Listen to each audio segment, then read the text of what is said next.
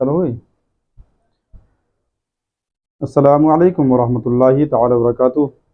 ناظرین، امید ہے کہ آپ حضرات بخیر و عافیت ہوں گے انشاءاللہ۔ آج ہم میت کو نہلانے کا طریقہ سیکھیں گے کہ ہمیں اپنے میت کو، اپنے مردے کو کس طرح سے نہلانا ہے۔ تو فرماتے کہ میت کو نہلانا یہ فرض کفایہ ہے، یعنی اگر اس کو کسی نے نہلا دیا تو سارے لوگوں کے ذمے سے یہ فرض ساقط ہو جائے گا، سب کے سب بری ذمہ ہو جائیں گے۔ اور اگر کسی نے اس کو نہلایا ہی نہیں تو پھر سارے کے سارے لوگ گنہگار ہوں گے۔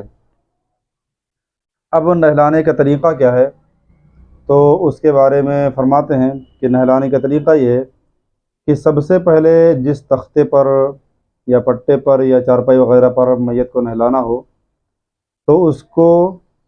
3 یا 5 یا 7 مرتبہ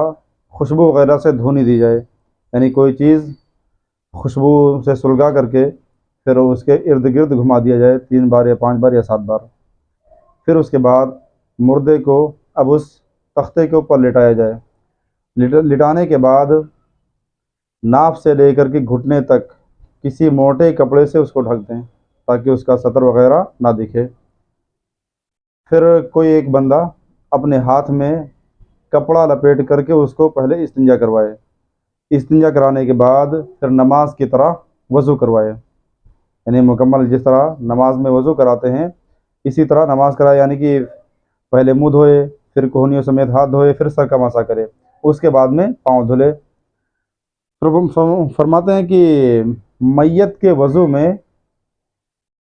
پہلے ہاتھ دھونا گٹوں تک اور کلی کرنا اور ناک میں پانی ڈالنا یہ نہیں ہے، البتہ کوئی کپڑا یا روئی وغیرہ پانی میں بھگا کر کے اس کے منہ میں، دانتوں پر، اس کے نتنے پر، اس کے کانوں میں پھیر دیں، یہ کام ہو جائے گا۔ پھر آگے فرماتے کہ پھر اگر اس کے سر اور داڑھی کے بال وغیرہ ہوں تو گلے خیرو سے اس کو دھل دیا جائے، اور اگر یہ چیز میسر نہ ہو تو پھر کسی بھی پاک صابن سے اس کو دھویا جائے۔ پھر اور یہ بھی نہ ہو تو صرف پانی ہی کافی ہے۔ پھر فرماتے ہیں کہ پھر مردے کو بائیں کروٹ پر لٹائیں اور لٹانے کے بعد اس کے سر سے لے کے پیر تک اس طرح سے پانی بہائیں کہ پورے تختے تک پانی پہنچ جائے، یعنی کہ جس جگہ پہ وہ لیٹا ہوا ہے تو تختے کے نیچے تک وہ پانی پہنچ جائے۔ پھر اس کو دائیں کروٹ پر لٹائیں اور اسی طرح پھر پانی بہائیں، اور بہتر یہ ہے کہ جو پانی ہو آپ کا وہ بیری کے پتے کا جوش کیا ہوا نیم گرم پانی ہو، یعنی ہلکا ہلکا گرم ہو، اور پھر آپ اس بیری کے پتے والے پانی سے اس کے اوپر پانی بہائیں، اور جب آپ پورے بدن پر اس کے پانی بہا دیں پھر آخر میں کافور وغیرہ کے پانی سے بھی اس کو آپ نہلا سکتے ہیں۔ پھر نہلانے کے بعد مردے کو ایسے ہلکا سا ہاتھ لگا کر کے بٹھانے کی صورت میں اس کو اٹھایا جائے، اور پھر کوئی ایک آدمی اس کے پیٹ پر اپنے ہاتھ کو نرمی کے ساتھ پھیرے۔ جب ہاتھ پھیرے گا تو اگر کوئی گندگی وغیرہ اس کے بدن سے نکلے تو پھر اس کو دھل ڈالا جائے، اور دھلنے کے بعد میں وضو اور غسل کو دوبارہ کرانا ضروری نہیں ہے، پھر اس کو اپنا پاک ہو جائے گا اور اس کا غسل مکمل ہو گیا۔ وہ ایک مسئلہ اور ہے کہ نہلانے والا پاک ہونا یہ بہتر ہے، جو بندہ اس کو نہلانے جا رہا ہے اس کا پاک ہونا بہتر ہے۔